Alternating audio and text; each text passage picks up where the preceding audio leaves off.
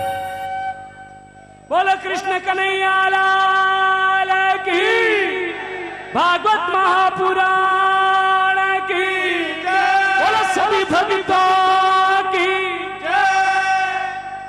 आनंद आया सभी को? एक आनंद और चाहिए। वो आनंद यह है कि हमारी अगली कथा निश्चित हो गई है कहां पर होने वाली है,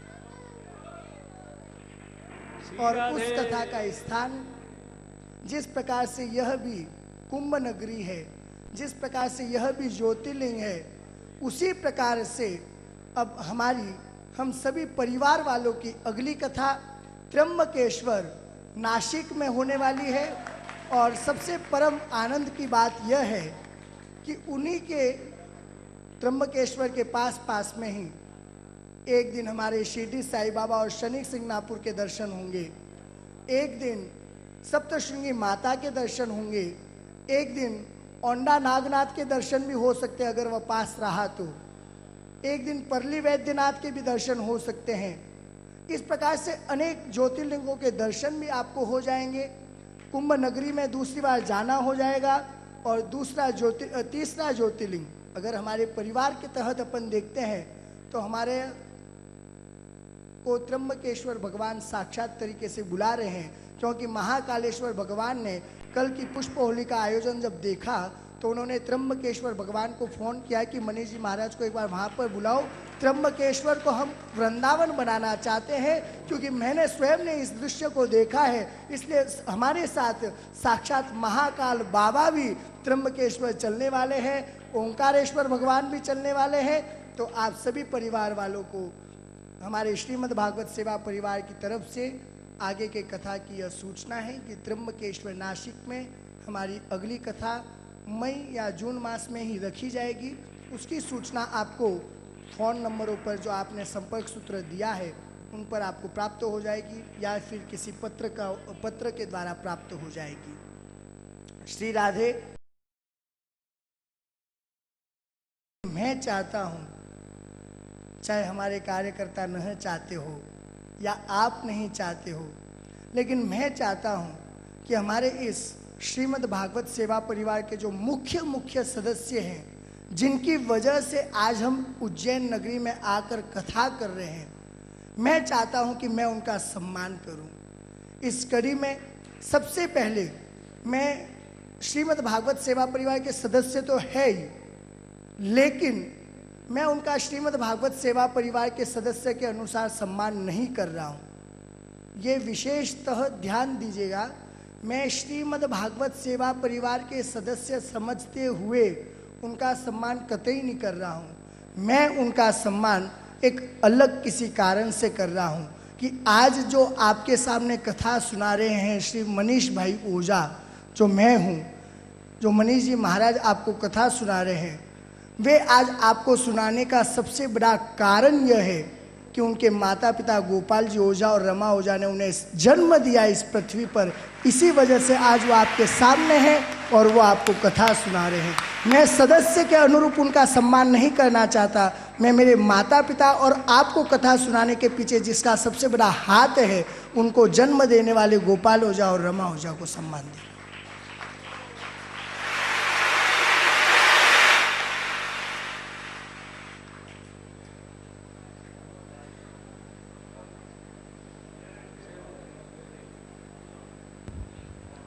कृपया मैं व्यास जी के माता और पिता से निवेदन करता हूं, करवत निवेदन, स्टेज पर पधारें। ओम नमः पार्वती पतये हर हर हर महादेव।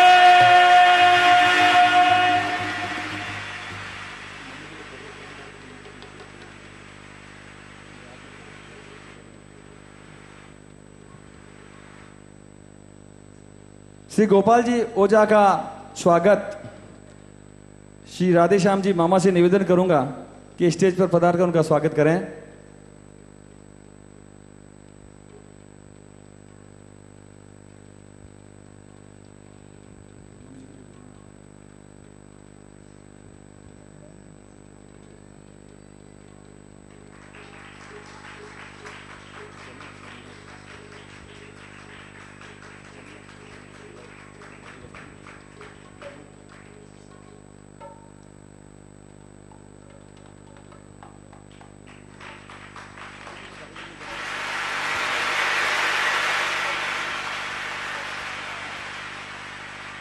श्रीमान रमा जी ओझा के स्वागत के लिए जमुना जी सोनी से मैं अनुरोध करूंगा कि वो कृपया स्टेज पर पधारें और रमा जी ओझा का स्वागत करें।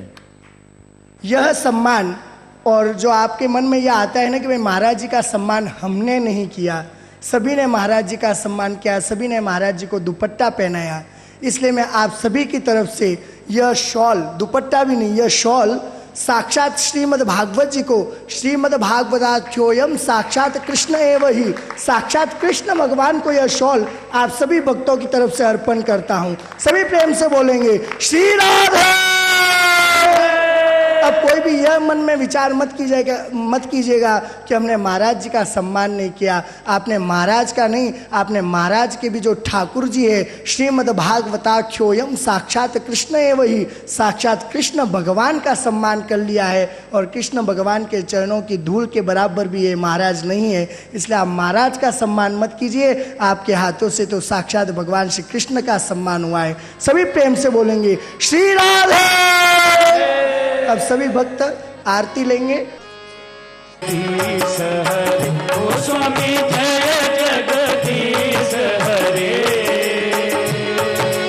भक्त जनों के संकट, दास जनों के संकट क्षण में दूर करे। ओम जय जगदीश हरे। जो ध्यावे फल पावे, दुख विन से मन का। ओ स्वामी दुख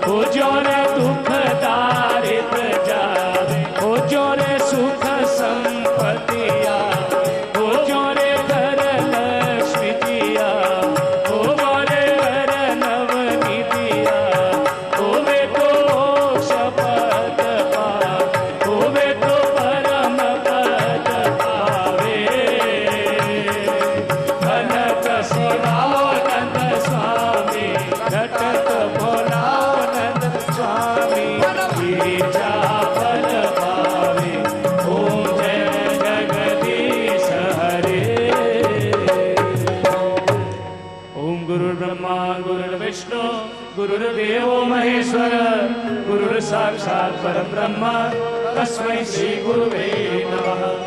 खण्डमण्डलाकारं व्याप्तं येन चराचरं तत्पदं दर्शितं येन तस्मै श्री गुरुवे नमः। ध्यानमूलं गुरुर्मूर्ति पूजामूलं गुरुर्पदं मन्त्रमूलं गुरुर्वाक्यं मोक्षमूलं गुरुर्कृपा।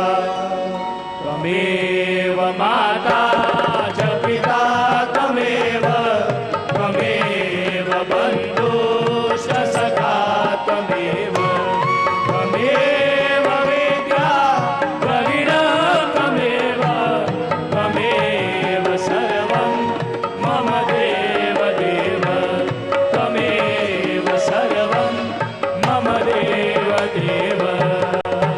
सर्वे भवन्तु सुखिनः सर्वे सन्तु निरामयाः सर्वे भद्राणि पश्यन्तु मा कश्चित् दुःखभाग् भवेत्। ॐ शान्तिः शान्तिः शान्तिः। मंत्रपुष्प